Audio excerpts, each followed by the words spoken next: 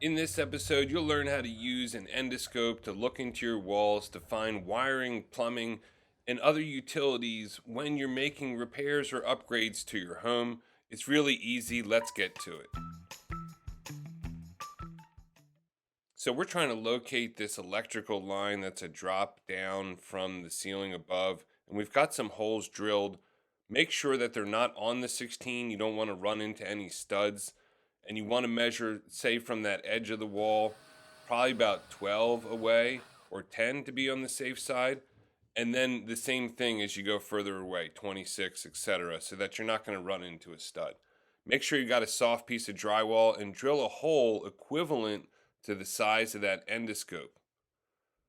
Okay, power on your endoscope.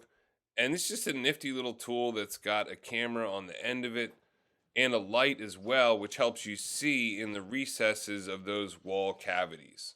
So now we're going to go in, but you don't want to go in directly because if you do that, you're going to have a hard time seeing anything. You're just going to run into the wall on the other side. So here's the key tip to using these to get started in the wall.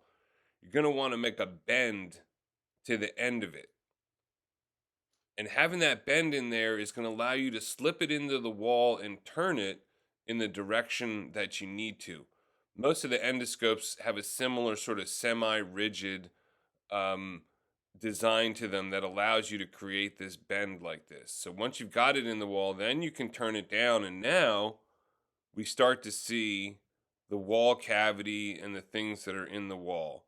Now, if you can twist, then you can twist up and look up, or twist to the right like that to look at the stud, or to the left to look at the other side. Now, same thing, if you want to go facing up, start with that bend just like that, and then you're going to turn it up, being careful to maintain that bend as you go. And there is our electrical line dropping down from the ceiling, exactly what we were looking for. And so we want to confirm the wiring in this area before we're adding a bathroom fan.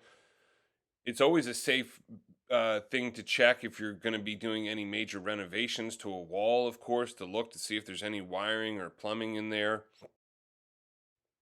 And now we're checking to see how it connects to the outlet down below.